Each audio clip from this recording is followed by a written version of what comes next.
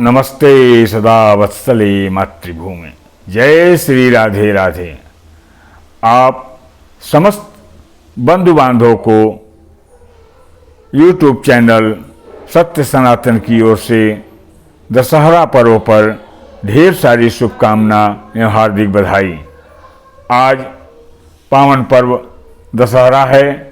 पूरे देश में हर्षोल्लास के साथ दशहरा मनाया जा रहा है।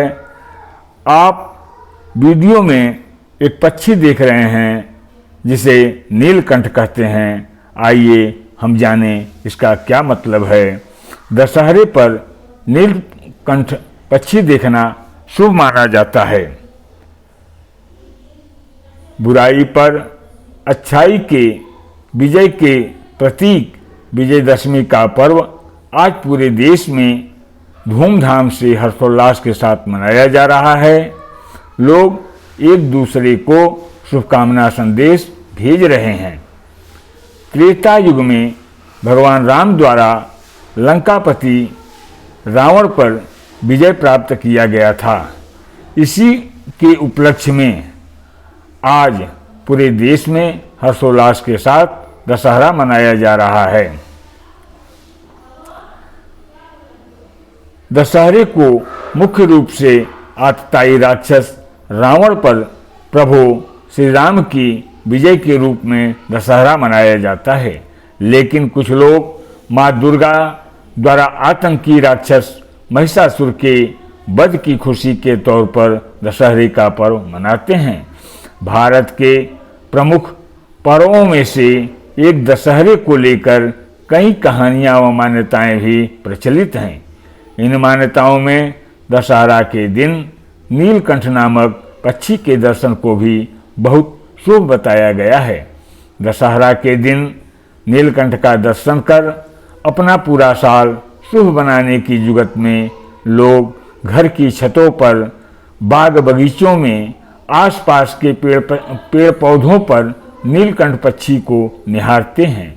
कहीं पक्षी दिख जाए तो लोग प्रसन्न होते हैं और यह मान लेते हैं कि उनका यह वर्ष शुभ फलदायी होगा।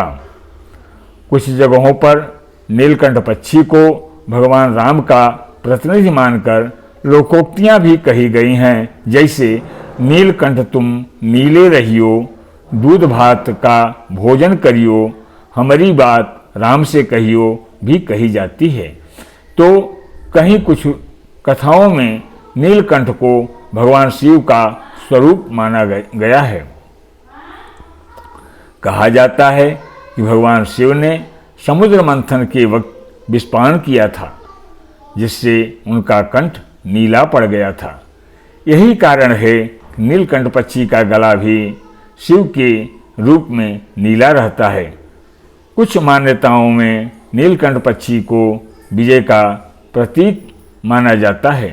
कहा जाता है कि भगवान राम ने दशहरा के दिन नीलकंठ पक्षी का दर्शन किया था, तभी रावण पर विजय प्राप्त की थी।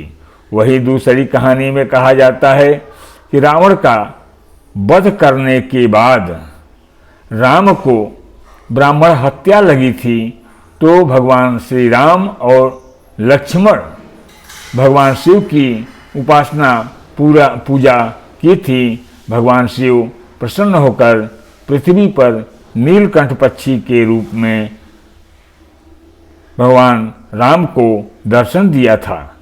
इसके अलावा कुछ लोकोक्तियाँ ये हैं कि दशहरे के दिन नीलकंठ का दर्शन गंगा स्नान के बराबर माना गया है। कहा गया है कि नीलकंठ के दर्शन पाएं, घर बैठे गंगा नहाएं। लोगों की मान्यता यह है कि अगर नीलकंठ का दर्शन हो गया तो हमने गंगा स्नान करने से जो पुण्य प्राप्त होता है, जो लाभ हम मानव को प्राप्त होता है, वह नीलकंठ के दर्शन मात्र से हो जाता है।